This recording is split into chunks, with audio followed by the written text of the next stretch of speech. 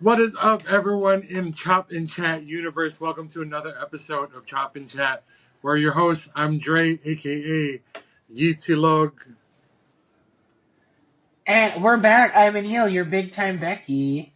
And we get into chatting and chopping. So we just ended out a WrestleMania weekend. It was probably like 16 hours of wrestling. I know, that was a lot. That was Did a lot of you wrestling. did you watch all of it? I did. I watched, Sunday, I watched, I didn't get to see the opening match immediately. So that was, that was a bit, I was heading home. But yeah, I generally was able to see everything. Because we got a lot. We got, what was it? It was SmackDown, and then it was Hall of Fame, and then Stand and Deliver, and then night one, and then night two, and then Monday Night Raw. That was Yeah. that's probably like 20, 25 hours of wrestling. Yeah, SmackDown I caught. I made sure to catch SmackDown. Hall of Fame, fuck it. And I was like, it's too late. And at that time, I really just wasn't into Triple H. Oh, the Hall of Fame was so So I was like, I know, but I was just like, no. I was like, I'm not into Triple H right now. And then I heard that Michelle McCool wanted Layla to induct her, but she was forced to choose Undertaker. So I was just like, man, I was like, but you were right. These are the people we know, but I just wasn't in the mood for Triple H. I think that week where he was like, he told all the fans to just shut up and watch the product. And at that time, because I think it was WrestleMania week, I was so caught into it until, anyway, we're going to talk about how I think I'm just getting duped into all that shit. Yeah. I feel it. But, yeah. So, what are your thoughts on Mania? Because I know for me, right, I was, it took a minute for me to realize, yeah, it wasn't as good as last year's, but last year's was kind of one of the best Manias we've had ever. Yeah.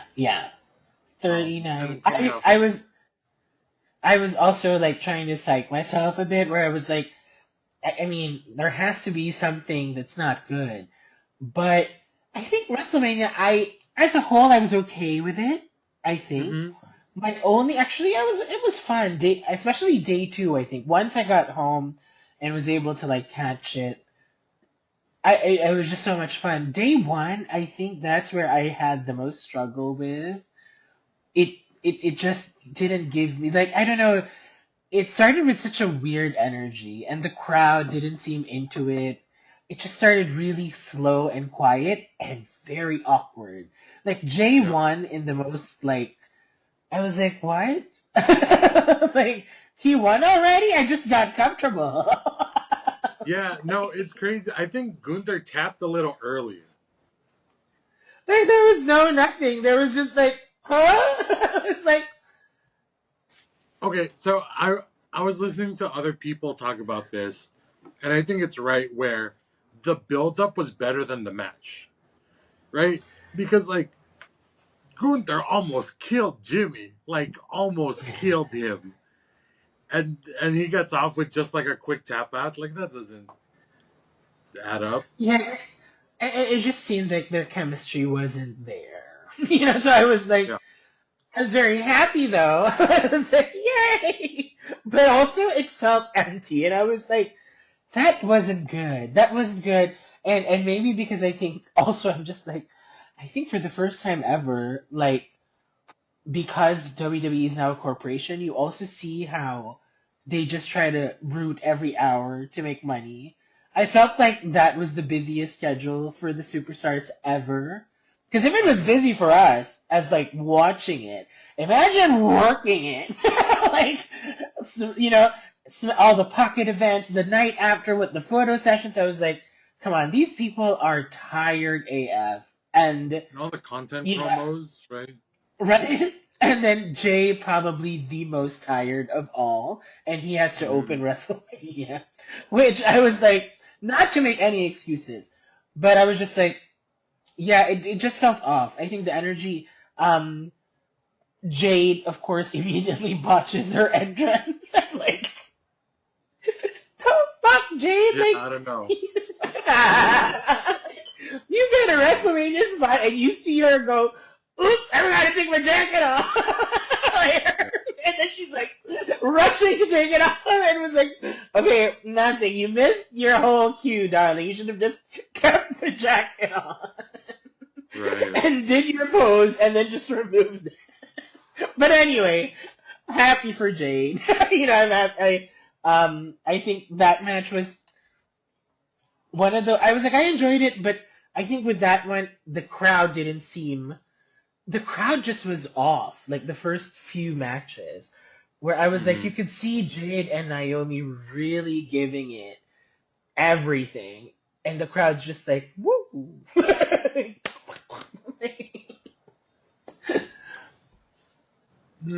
Night 2 was like, I thought night 2 was better than night 1 for So much. sure. Hmm. I think, well, I mean, the main event for night 1 was cool, but it was one of those where it made up for the rest of the night. Yeah, Uh, yeah. Night 2 was great. My thing was, okay, Ray Phoenix is cool, but I think that match should have went to Dragon Lee. Yeah. Uh, Yeah. the Everyone was okay. One of the highlights of night 2 was no one really expected Joe Hendry, and that was such a Yeah. great way to do a squash match. Yeah. I didn't even think it was a squash match. I mean, it was Randy Orton, so it's like, and he is Joe Hendry, so I think it was okay for what it was, but not taking away anything from Joe Hendry. But I think I mean, he took an RKO. All the legends have taken an RKO, so he's up Yep. there. Yeah, yeah. It The was Ray great Phoenix because one. like the whole time we were like, because he was facing he was giving the back to the hard cam the whole time, right? Yeah, And me and all my friends, I mean, we're kind of in the like film industry. We're like, oh, he's missing the hard cam, and then he turns around and he gets the RKO, and I'm like, never mind. That was so good. yeah. And I think for me, match of the whole WrestleMania was the Iyo Rhea Bianca match. Yeah, Man, I had everyone to said watch that. it. I agree. I had to watch it 3 times because I couldn't appreciate it the first 2 times because it was just It so was so good. Where I good. was like I need to know more. Like I need to see because I just felt like watching ha ha like every minute, and then I'm just like, "Wah, you won!" And I was just like, "Oh my god!" I really thought they were gonna make Rhea win, and I was like, "I love Rhea, but no more, please." Like they can't book her as a champion. Yeah, for sure. um, I mean, like Raw is great, or was it Mania was great, but the Raw the night after was so that was good. it. That was it for me. Yeah, I was like, "This is it." That Raw was just banger after banger. Everything just felt right. Like I was Hmm. like, that was good. And yeah, I guess I haven't at SmackDown. I don't what happened. Oh, Nia Jax came back. That was like a few of my highlights. Um, but Oh, that yeah, in TLC match general, was on SmackDown. oh yeah. That was an I amazing just match. see this is where I point out where I think all the annoying me getting annoyed at the superstars for their MAGA thingy is also just part storyline. I'm not saying they're not, but I think it's also part storyline because when you look at the WWE after WrestleMania, that is the most diverse set of champions I've ever seen. Needs more Asian, but I'm not Hmm. gonna like complain, to have that much diversity. That's why I was like, I think they're just playing it up. Whether it's true or not, that's up to us to determine. But I don't think that's their point. I think their point is they see it gets heat. Um, because like even after WrestleMania, like that, The Rock throwing Triple H under the bus, like that interview he did where, and I was just like, okay, stop like getting sucked into it. Remember, everything is a freaking storyline, and that's how it is by Yep. design. Is it good? Nah, I mean, a lot of it lately, I'm just like, has been, I don't know, again, I don't know what it is I'm looking for. I do enjoy a lot of feuds though, but I'm not complaining with what's been going on. I'm just not as excited, if that makes sense. Like I'm not hating, but I'm not also Yeah, like I will excited. say my best moments of the weekend was watching Stand and Deliver. That show was so good. Oh my god, yes. I enjoyed Stand and Deliver. Yeah. That was bomb. That was like a great show, start to finish. Oh my Yeah. gosh. It was so exciting. Even the Hank and Tank match was so good. Oh my god, I immediately was like, I love it! Like, Yeah. I'm a convert. I am a fan officially. Like, They're so they were good. so good. Actually, the week before their, oh no, their match on NXT that week, I was already like, hey, I like this guy, and like, they're like these The guys, and like convict they seem match. cool, and yeah, I was like, oh, I would crush on him. We were at school. So I was like, Good day. I like these guys. And then, like, oh my god, they were so good. I was like, I mean, if anything, I've enjoyed NXT has been really just fun to watch. NXT Yeah. has been killing it. That is the show that I can consume without noticing the time. And it's crazy because during the Hall of Fame speech, Shawn Michaels inducted Triple H, right? But he was Yeah, like, "Yeah, most of WrestleMania is NXT alum. yeah, that's Probably true. like 90% of WrestleMania this year was NXT alumni, and it's crazy to me. Where like what they're Yeah. doing over there is really working." Oh yeah. I think that is like, and it just, I think everything from their vision, because I think Triple H, came from the indie scene, and that's why he's, very fluent, I guess, on what an up and coming superstar needs, because I think that's the beauty of it, where him and Sean didn't get that. So they know Hmm. what, the talent needs, and they're providing it. Because imagine how it all started, and then now to think they're working with TNA, and like, then they have LFG, then they have Evolve. Like, there is just so much going on the NXT side that you're really seeing that, WWE ID, that they're really building a foundation of American Yeah. wrestling, and making sure they have a pipeline for the next years. So I think a lot of their attention is on that, because the top ones, I'm like, what is going on? I am although officially converted to a CM Punk fan. Oh Because of no! Roman Reigns. No, no, I'm sorry. Like, Roman Reigns, storyline or not, you do not get to do that. You do No. not get to go out on Vanity Fair and, wave your MAGA flag at me. Hell no. I am never giving you a single cent. I was so heartbroken. Like, I felt so betrayed. I'm a I was Jacob like, oh, fan.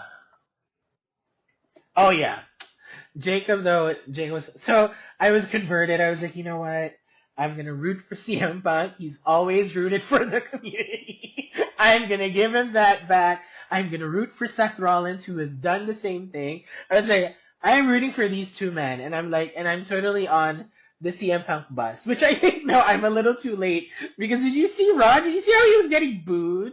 Just the mention of No. CM Punk, and they're like, boo, and then the CM Punk chants fewer and fewer. So I'm like, oh, just when I was liking him, I think his fan base is I getting like. over. I mean, I've always been a Rollins fan. He's just like he's solid.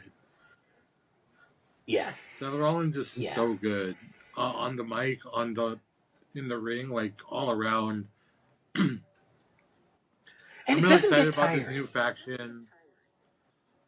Yeah, I'm really excited about this new faction.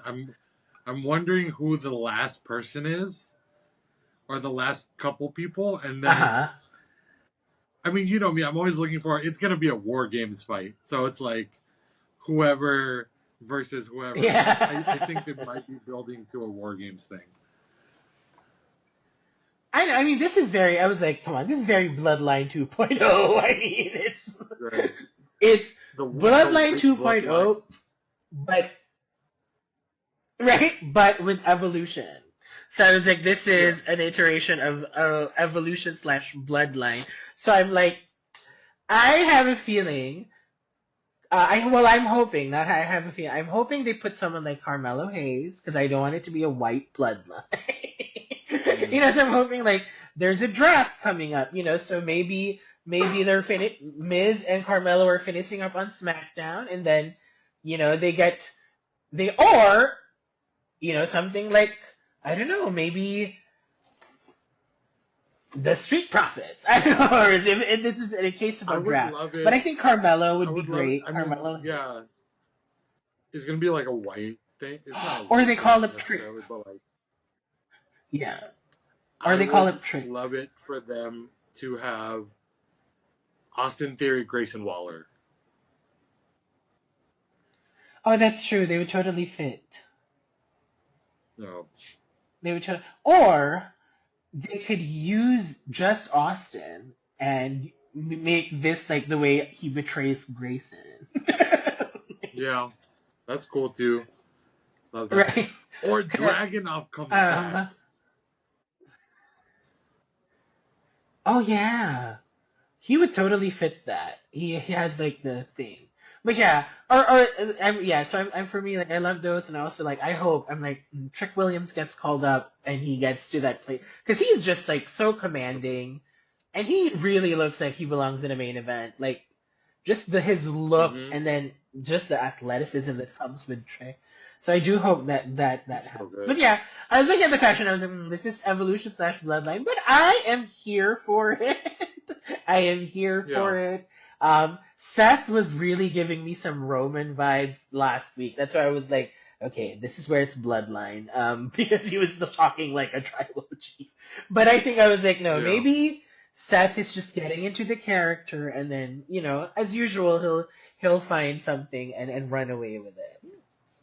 Um, so that's exciting. Becky, vying for the Intercontinental title is good. I think at least finally Mm-hmm. there is some like action that Belt is seeing, and I think it's great to elevate that I, title. I mean, Lyra and Becky, yeah, yeah, I think that feud is gonna do what Charlotte was supposed to do for Tiffy.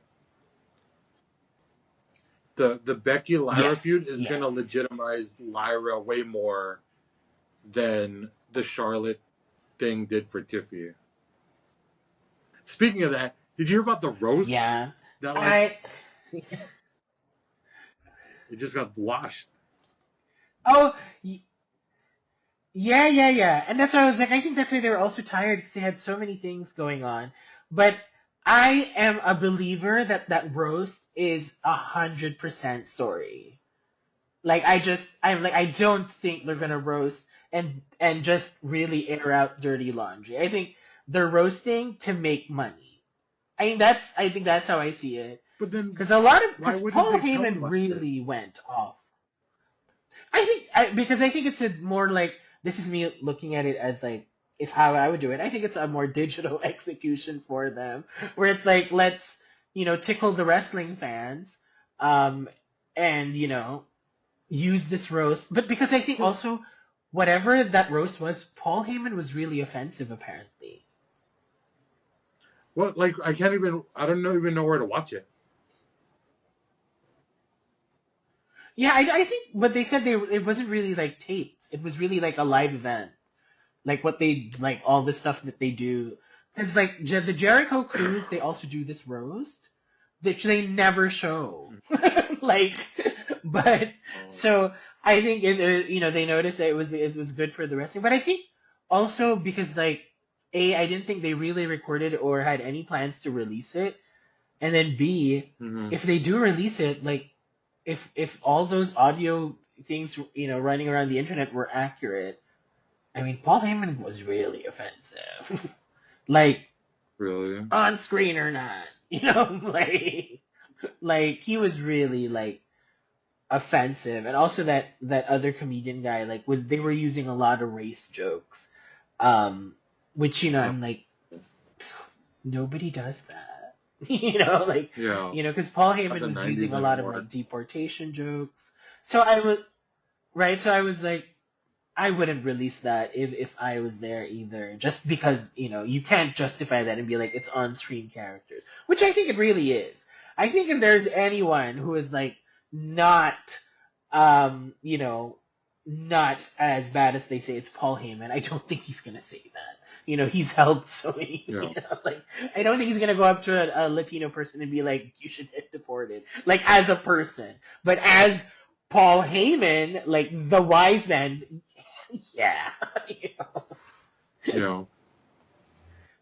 But I don't know, Hmm. maybe that's how I'm coping. Where I'm just like, it's all story, and I think I'm getting duped, and I think The Rock and Triple H are building up on a feud of their own because they seem to be taking shots at each other. So I'm like, and it's all done in podcasts and stuff. I'm like, they really went from Vince McMahon owned to corporate owned, and then they're trying all these new corporate executions, and you're really feeling it Yeah, because you're like, the they're using the ecosystem is so much corporate for larger, tools for story. Yeah. right? And it's the ecosystem is really growing, and they're doing so much, and they're implementing so many different tactics. So I'm like, I think they're building on a Rock Triple H thing too, because why would Rock just shit on WrestleMania?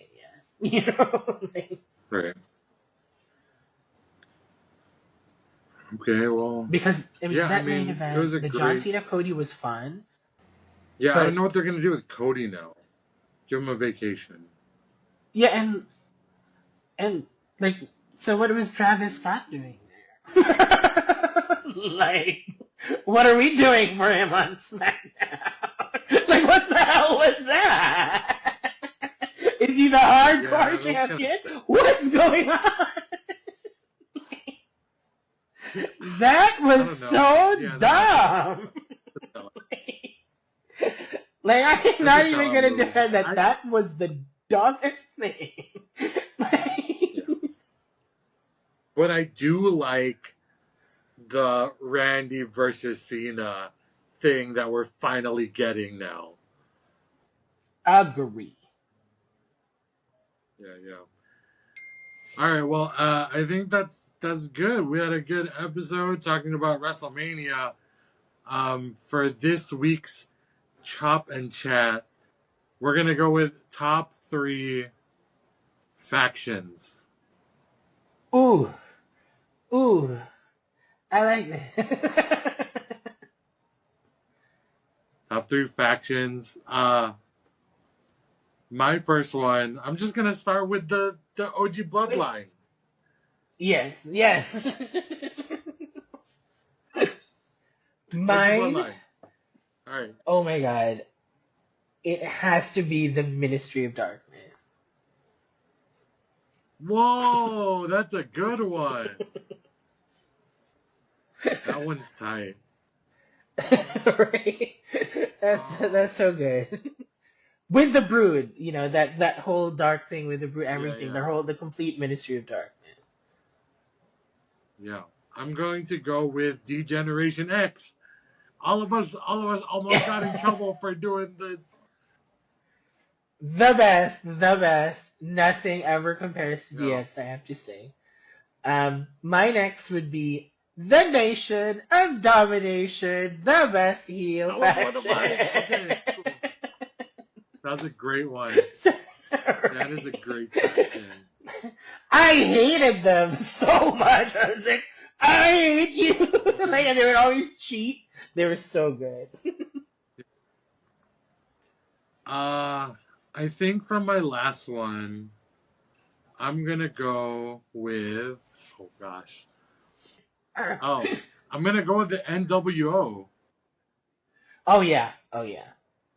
Damn it. Damn, The damn. look of that belt Dude, it was so cool when it came out, right? We're like, I mean, yes, Hogan's a racist and a piece of shit, but like at the time when it came out, the swag of the spray painted belt was so cool. Yeah, no, you can say whatever, but NWO kicked ass, and it was really good story.